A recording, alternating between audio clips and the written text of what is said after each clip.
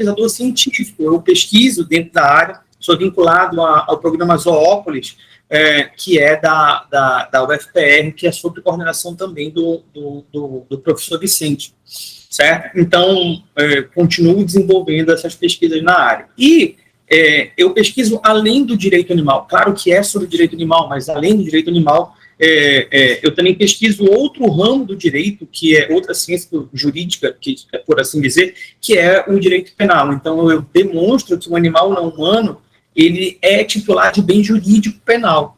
Tá? Então, para que a gente comece a nossa conversa hoje, eu primeiro preciso falar com vocês sobre direito animal. Por isso que eu perguntei se vocês conheciam o direito animal como ciência jurídica, não como algo empírico, não como uma atividade laborativa, certo? Porque há uma diferença entre você elaborar praticamente dentro da sua profissão no direito animal, seja você advogado, advogada, seja você protetor, protetora, enfim, e você ser um estudante das ciências jurídicas, animais, no caso. Então, nesse aspecto, é importante primeiro que a gente defina, que a gente entenda o conceito de direito animal para que a gente aprenda, para que a gente entenda o conceito de dignidade. Tá? Então, dessa maneira aí, o conceito de direito animal, ele é fornecido a partir do próprio mandamento constitucional, tá? A qual todos nós estamos submetidos, ou seja, a Constituição Federal, né? Então, esse conceito, ele é afirmado através de um viés, de uma visão, de uma ótica ontológica, tá? Que demonstra o indivíduo do direito animal inserido em uma norma positivada que confere a ele uma acepção própria, tá? Então, assim, a gente define o direito animal como uma ciência jurídica, tá?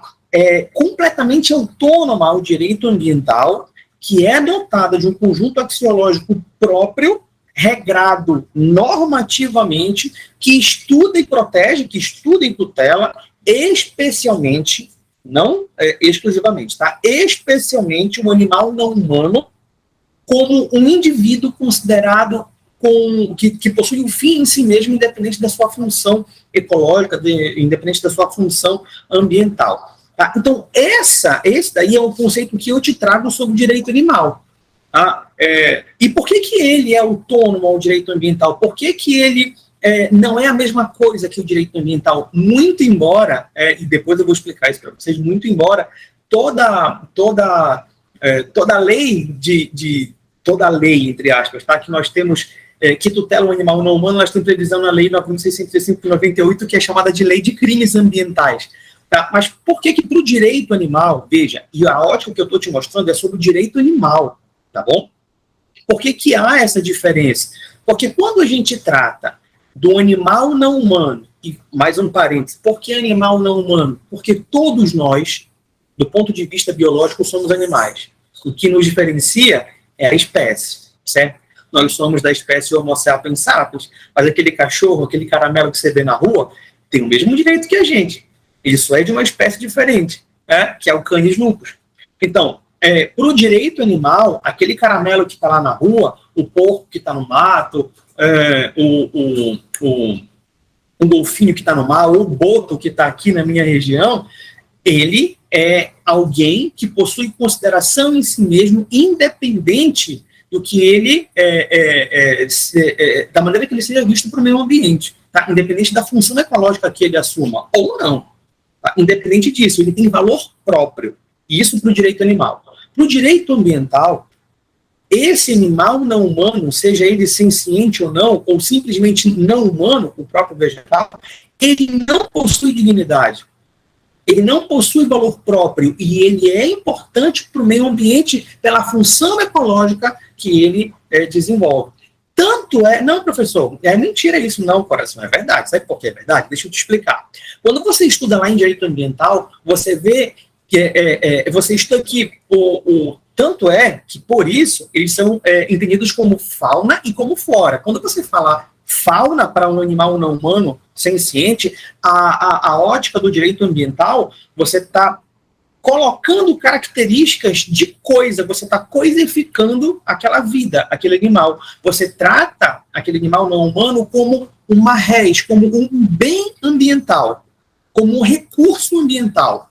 Tanto é que nessa ótica você causa dano, você não causa violência.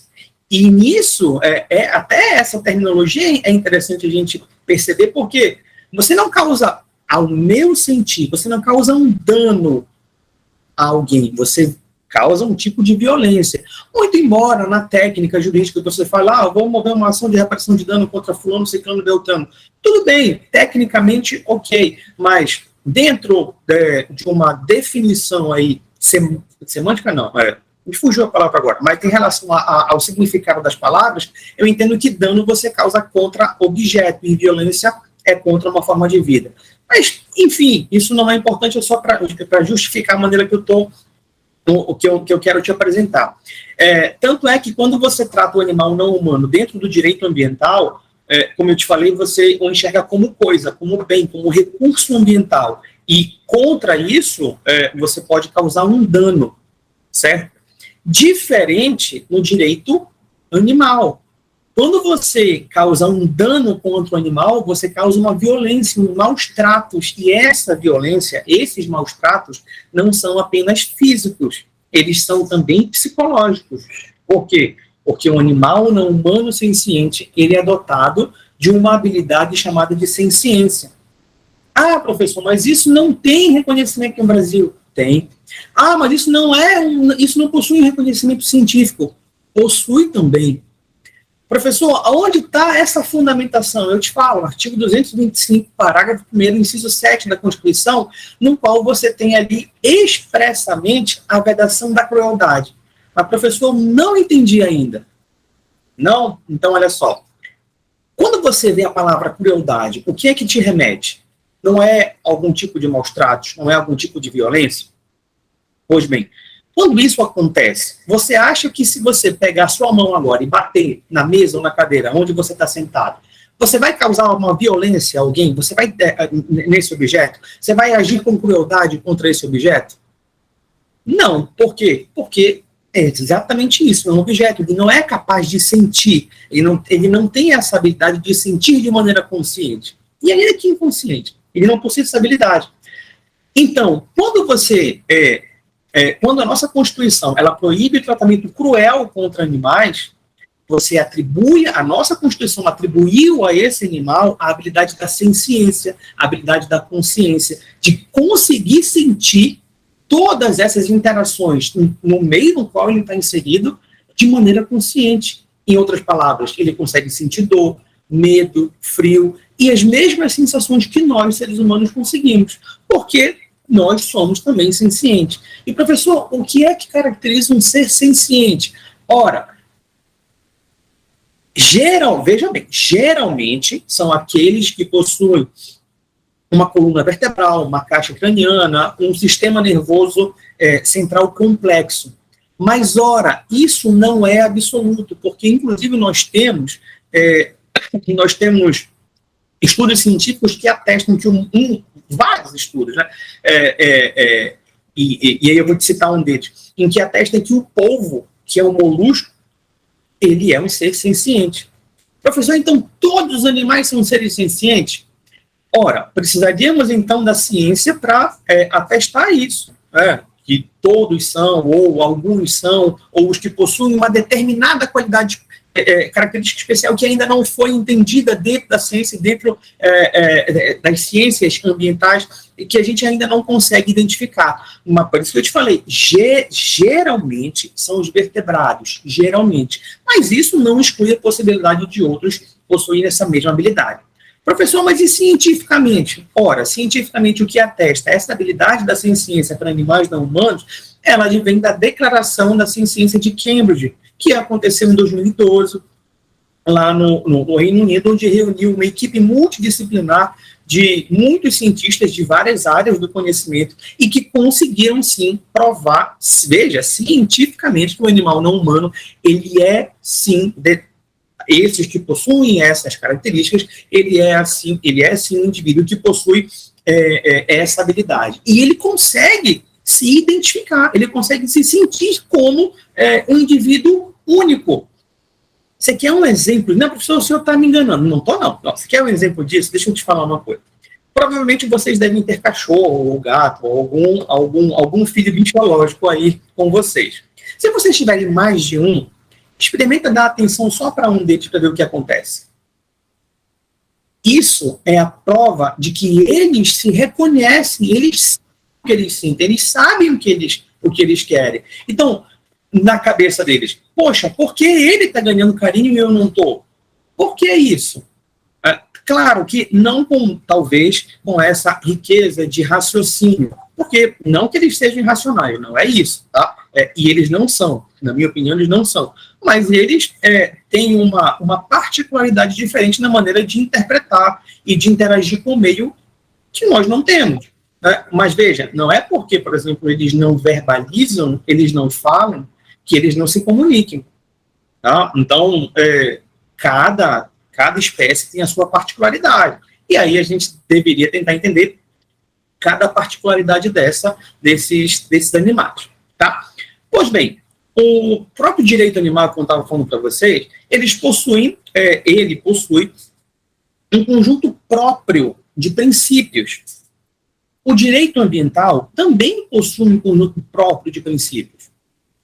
Esses princípios, tanto do direito animal quanto do direito ambiental, eles podem se fundir, eles podem ter uma conexão? Podem, não só podem, como devem, inclusive, eu acredito nisso. Porque, veja, para mim, um dos principais princípios do direito ambiental é o princípio da precaução, né, que antecede o princípio da prevenção.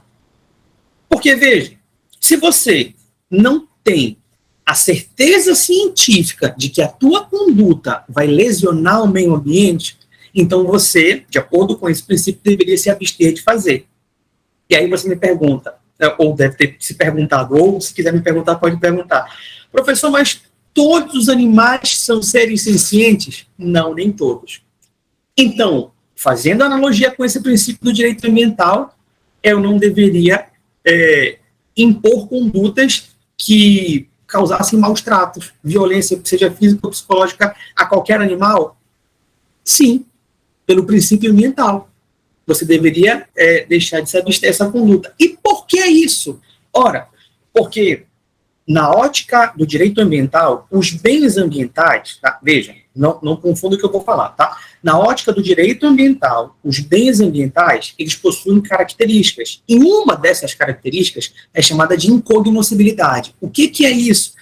Ela diz respeito a que nós não conhecemos todas as particularidades que um bem ambiental ele possui, ele apresenta. E por isso, nós não sabemos dizer que se determinada conduta que nós tivermos, ela vai causar um meio ambiental ou ela não vai causar. Então, aliado ao princípio, a prevenção que eu te falei, junto com essa característica e junto com a dignidade do animal não humano, então não deveríamos sequer colocar qualquer tipo de conduta física ou psicológica que promovesse a esse animal não humano qualquer tipo de dor, de sofrimento.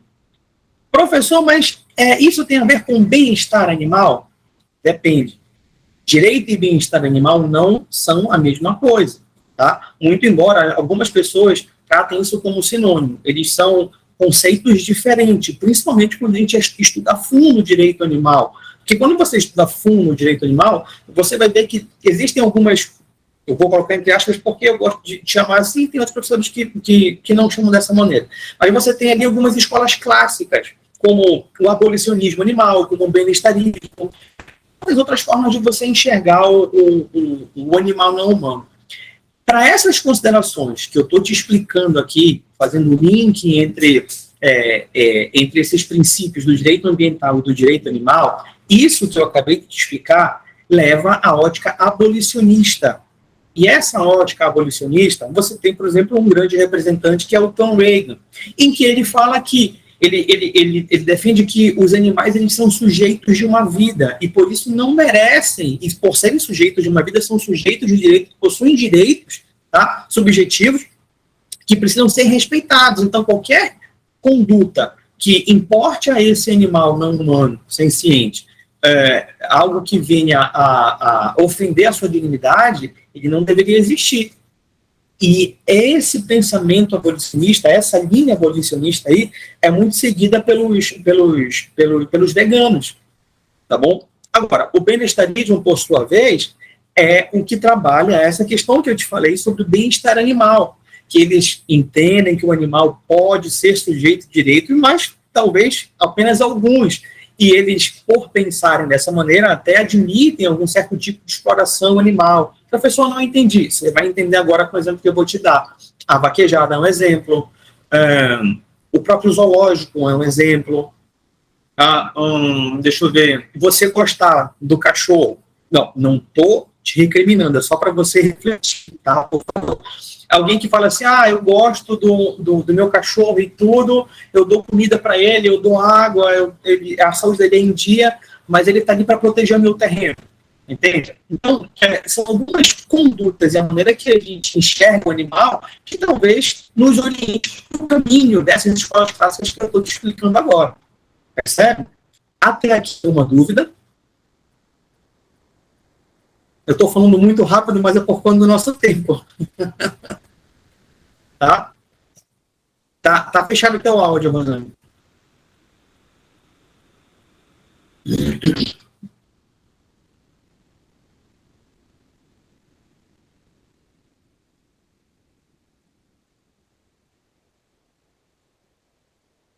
Conseguiu?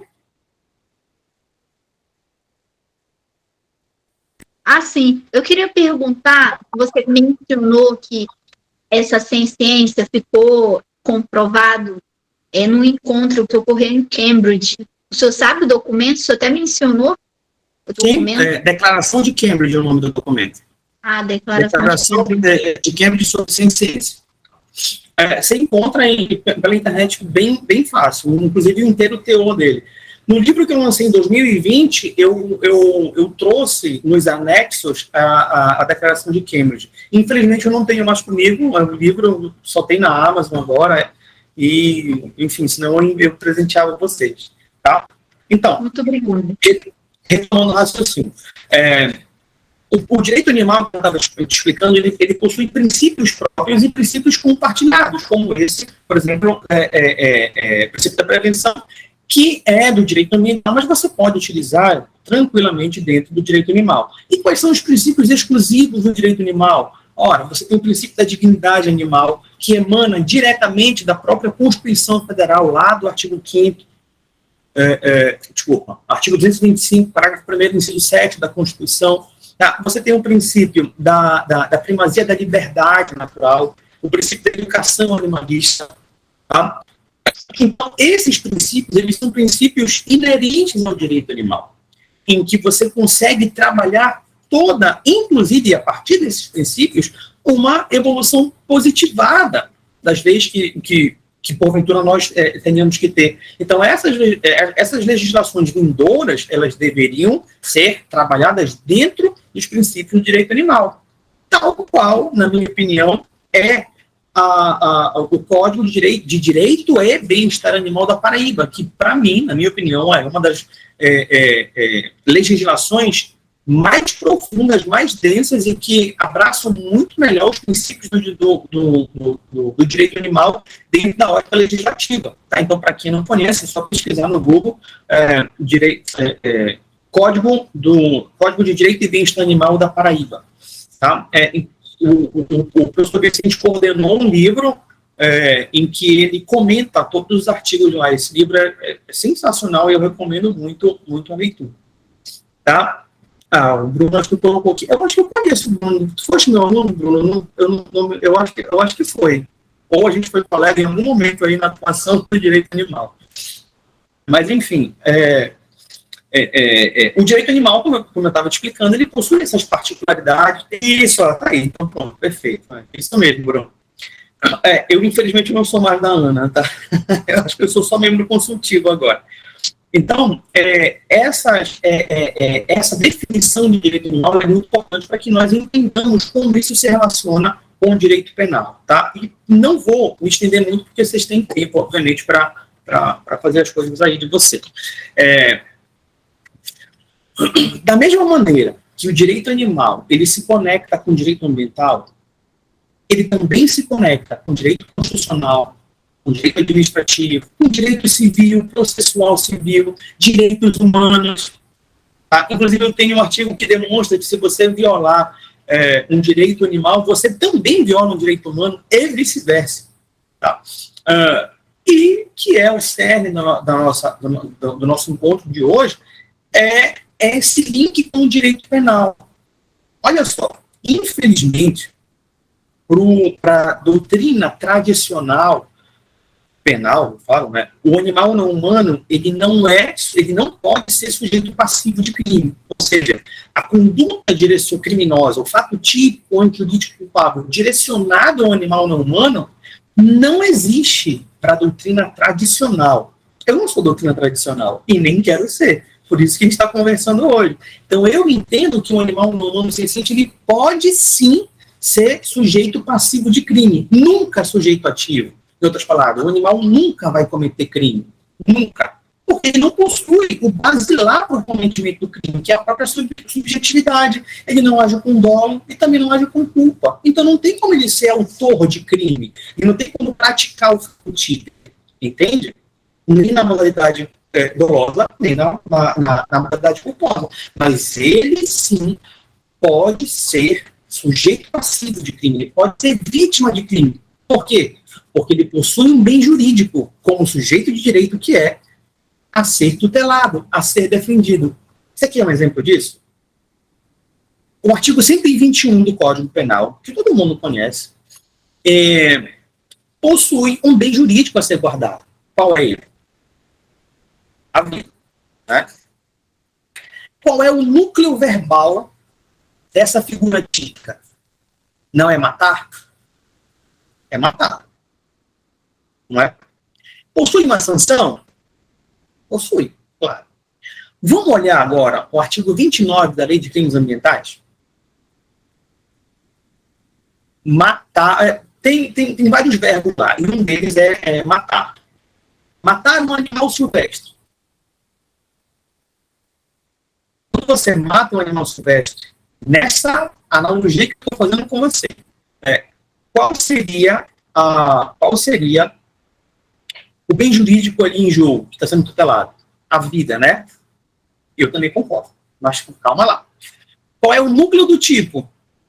Qual é a ação ali verbal? Matar também, não é? Veja, que é a mesma coisa do artigo 121. E a pena? Por que a pena é tão diferente? Se ambos, pelo menos em teoria, né, defendem tutelam o mesmo bem jurídico. Se ambos têm o mesmo núcleo do tipo, por que a pena é tão diferente? Mas olha só, faz um parênteses rapidinho. No direito penal, no direito ambiental, o bem jurídico tutelado lá na conduta do artigo 29 da Lei de Crimes Ambientais não é a vida. É o meio, eu tenho direito ao meio ambiente ecologicamente equilibrado.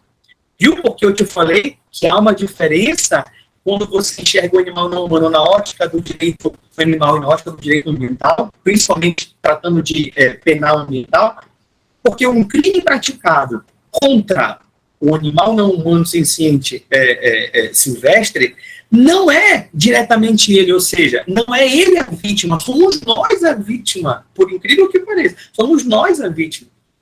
Então, por isso que precisamos entender e talvez desmistificar e mudar esse pensamento, mudar essa doutrina penal e entender que o animal não humano ele é sim detentor de direito subjetivo, ele é titular de bens jurídicos que precisam ser preservados, resguardados.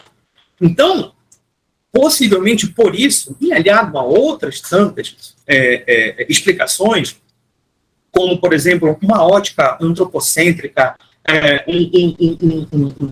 um forte sentimento de discriminação que vem ao longo de muitos anos, aliado a isso que eu te falei, né? E essa pena é tão pequena, é tão baixa, quando você compara com o artigo 121 do Código Penal.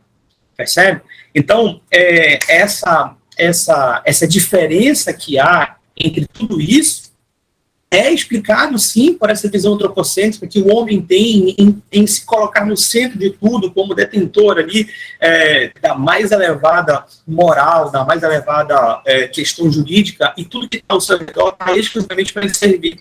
Mas essa visão, além de ser, na minha opinião, defasada, é uma visão que provoca muito prejuízo, não só para os seres vivos em geral, mas, desculpa, não só para os não humanos em geral, mas para os próprios seres humanos. O correto, para mim, a partir da própria leitura do artigo 3º, inciso 1º da Política Nacional do Meio Ambiente, é você colocar vida em todas as suas formas no centro desse espectro de consideração moral e jurídica. E o nome disso é biocentrismo, em que você enxerga toda a forma de vida de uma maneira ontológica, com propriedades exclusivas, com sentimento, aliás, com valor próprio. Se nós tivéssemos legisladores que olhassem dessa maneira, seguramente o animal não humano ele já seria entendido como titular do bem jurídico e bem jurídico penal há muito tempo.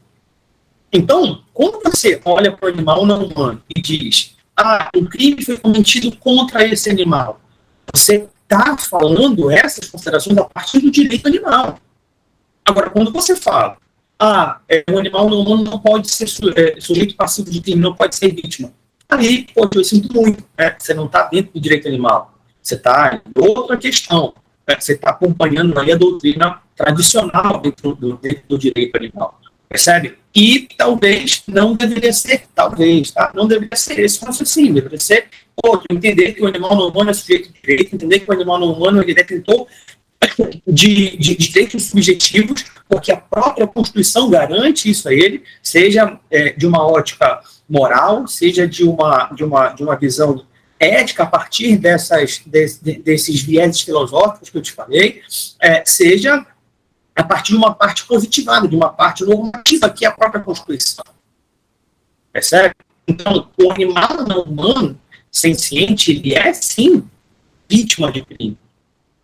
E você quer ver como isso ainda não mudou?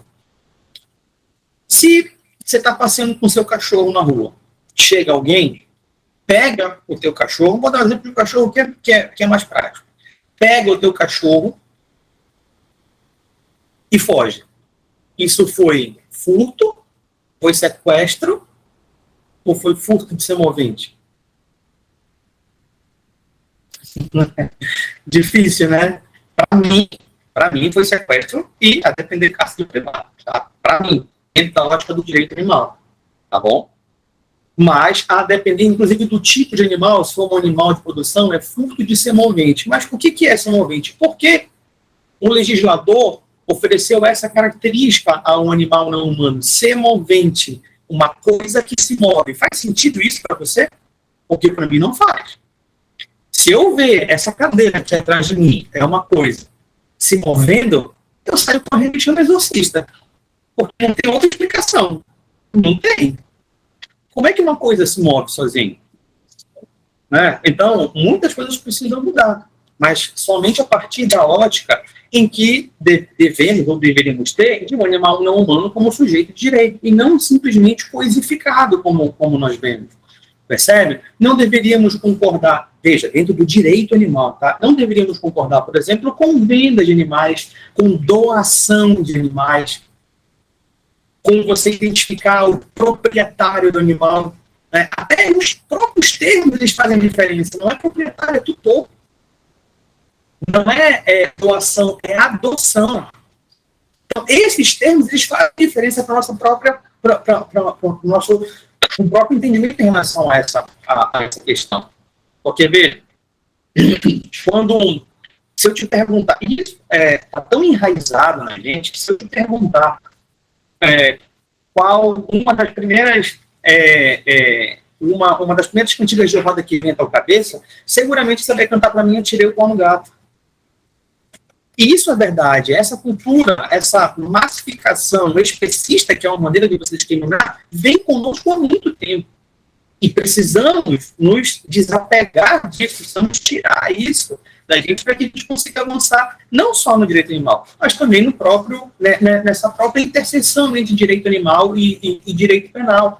Porque o animal não humano, como eu falei, inclusive, desde que representado, eu entendo que pode ser um assistente de acusação do Ministério Público.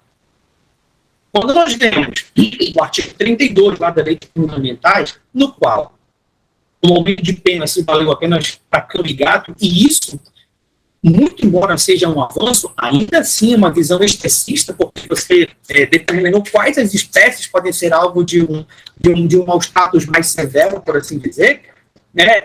Esses animais aí, o cão e o gato, que tiveram a sua dignidade violada, eu entendo que, desde que representados, eles podem sim ser assistentes de acusação do próprio Ministério Público por um crime que foi cometido contra eles e não contra o meio ambiente. Mas isso é um trabalho que tem que ser feito por vocês, advogados, que precisam convencer os juízes, precisam demonstrar isso para o titular da ação penal, que é o Ministério Público. Entende? Eu tenho essa visão. Aqui no Pará nós temos também uma colega minha, uma amiga maravilhosa, que é a doutora Maria José, ela é promotora aqui no estado do Pará, tá? Em que ela também já possui essa visão. Mas não são todos os que possuem. E aí, essa atuação entre direito penal e direito animal, às vezes fica muito... Às vezes não, ela fica muito prejudicada. Percebe? E é um passo a ser mudado. Então, para que a gente finalize, e eu não tome muito tempo de vocês, a grande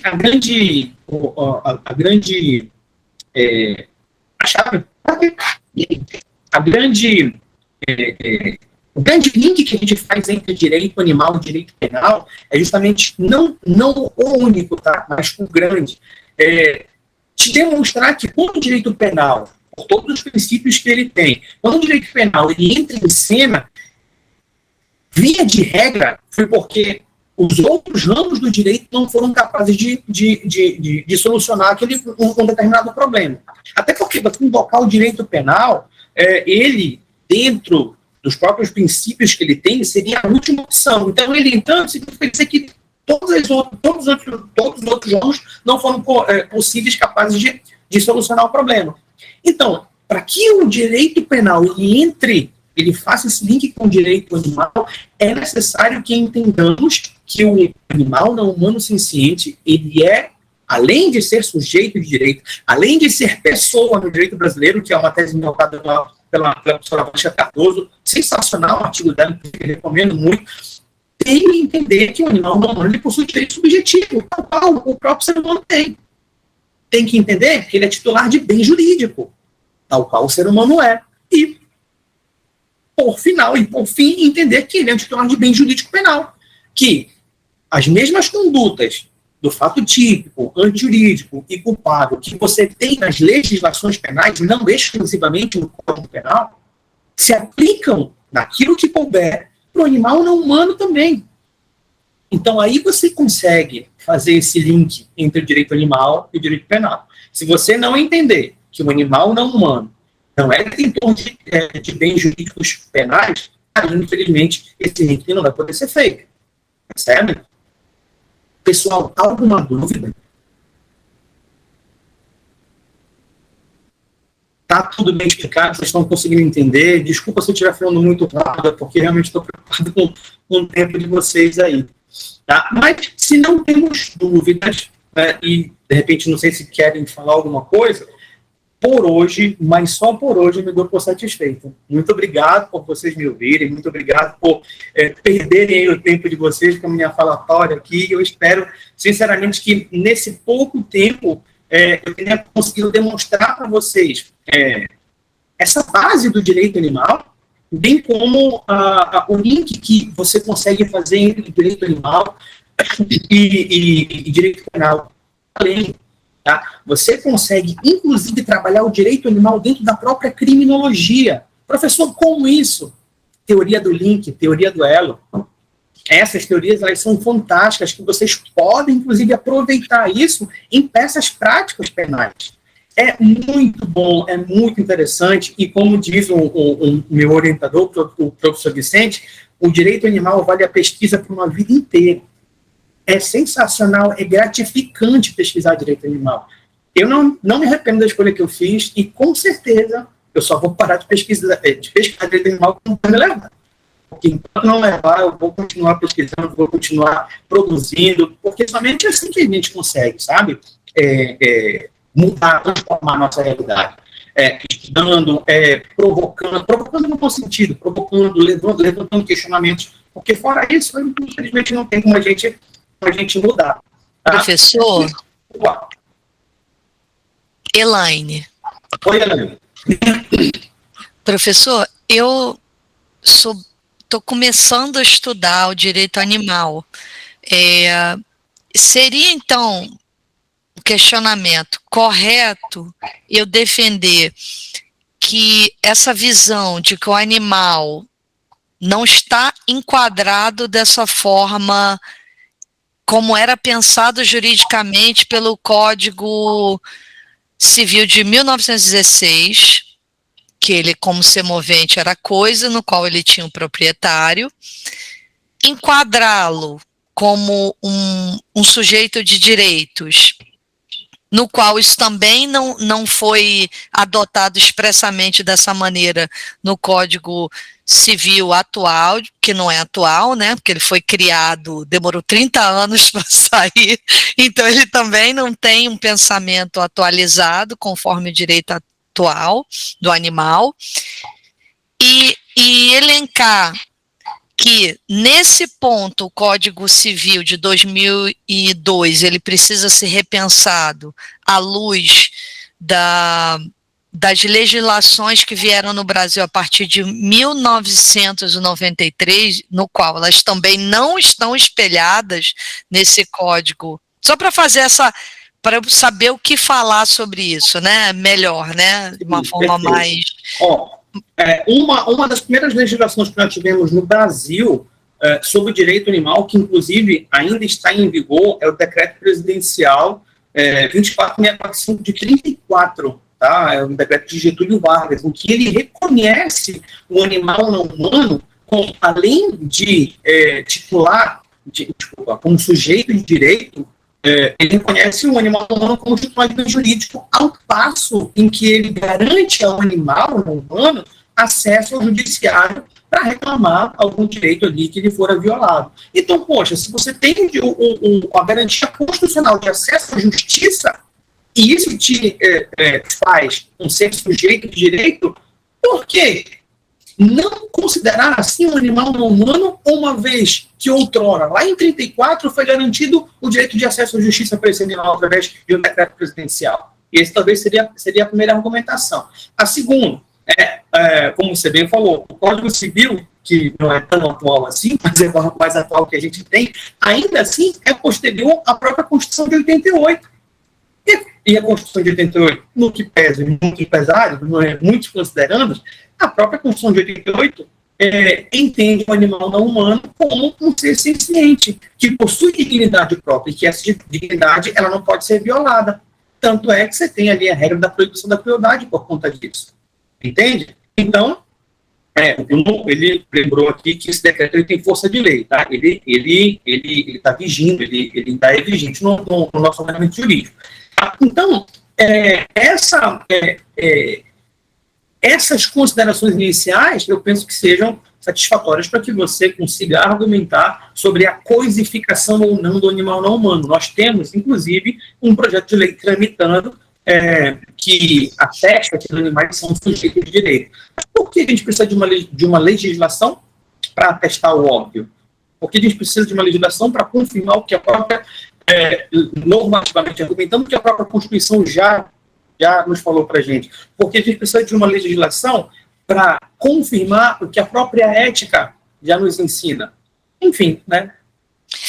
Quando eu fui ler esse decreto, eu percebo que os mais, né, tradicionalistas, né, do direito civil, eles colocam isso como se as leis posteriores vieram a tirar, como se não revogou, né, mas perdeu, vamos dizer, foi derrogada, né, por essa nova leitura do Código Civil atual, que não é tão atual.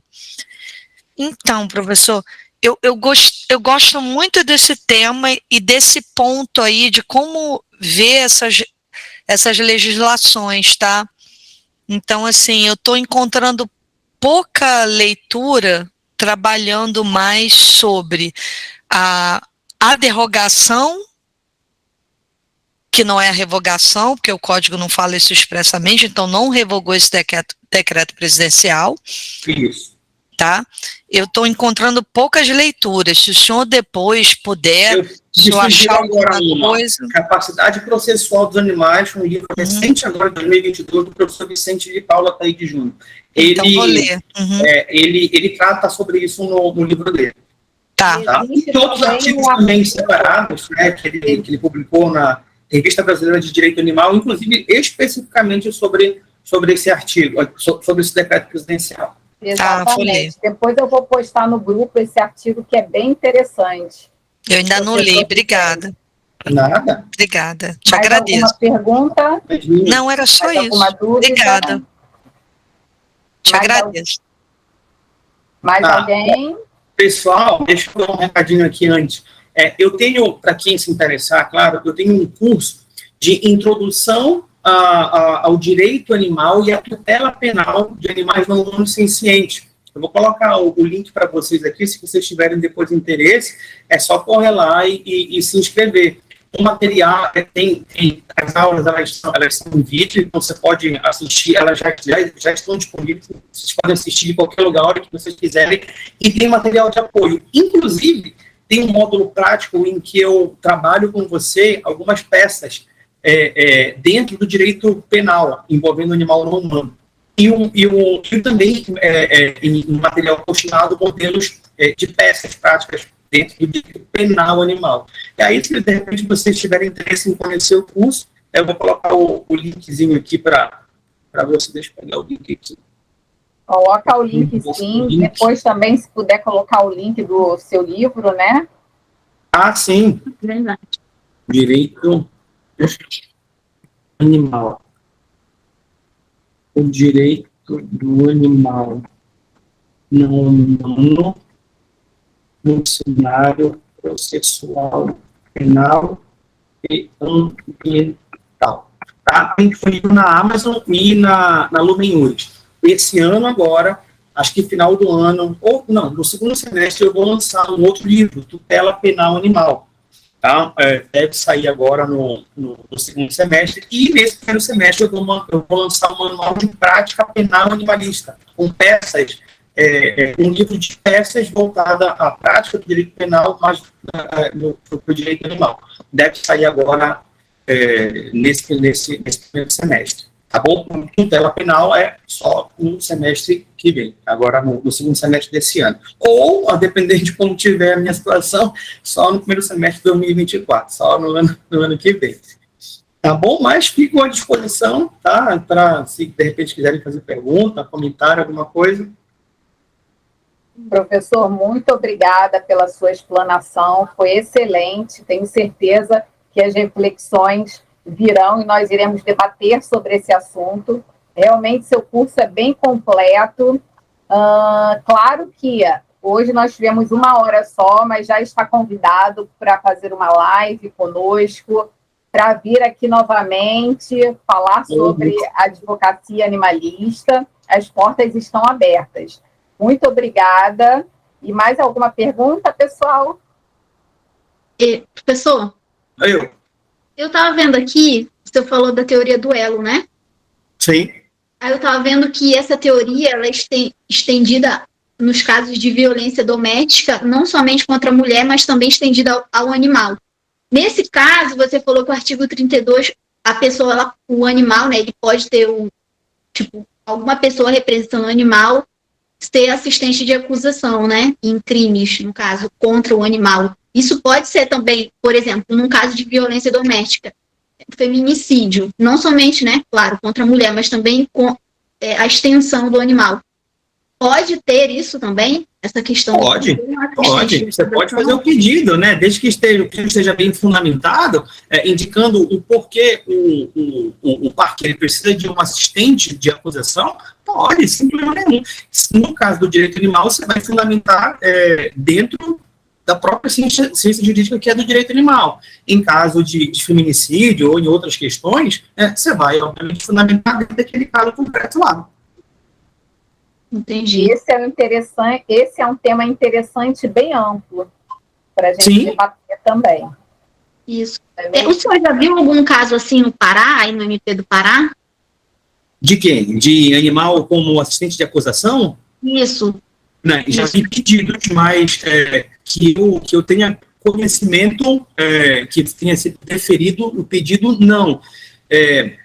Possivelmente tenha um agora, de um caso de zoofilia, que um cara em Xinguara, se não me engano, no município aqui do Pará, ele praticou sexo com um animal, com uma cadela, e a cadela, ela infelizmente veio a óbito. Eu sugeri que os advogados eles fizessem um pedido de assistente de acusação para levar isso para o judiciário, para que seja discutido no judiciário esse tipo de pedido. E dando certo, poxa, vai ser um marco, ser algo sensacional, muito bom. Mas existe sim a possibilidade, tá? E isso eu falo também no curso, também falo no livro. É muito interessante, muito mesmo. Muito obrigada. Nada. Professor, como eu falei, muito obrigada, e as portas estão abertas. Volte mais vezes, vamos tentar marcar mais uma aula para falar sobre esse assunto, que realmente é bem interessante e estimulador. Mas, muito obrigada, acho que não temos mais nenhuma pergunta.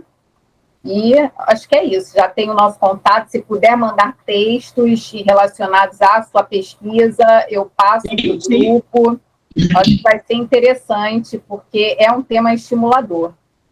Sim, com certeza. Eu vou mandar para vocês um artigo que eu aprovei recentemente na Revista Latino-Americana de Direito da Natureza e dos Animais, que fala sobre titularidade e bem jurídico para o animal não humano senciente. Eu vou mandar para vocês darem uma estudada. É bem legal esse artigo. Muito obrigada e um abraço. Não é mais para Tucuruí, né? Agora é para... agora em Curralinho, exato. Agora em Curralinho. Deve ser um lugar lindíssimo. Muito bonito aqui. Então, tá bom, pessoal. Muito obrigado pelo convite. Desculpa aí o tempo que tenha tomado por vocês. Mas a gente segue junto. No que eu precisar, o que vocês precisarem, podem contar comigo e naquilo que eu puder fazer, certamente, eu espero que ajude vocês. Um grande beijo, um grande abraço, fiquem com Deus e a gente se vê em próximo encontro. Com certeza. Um abração. Tchau.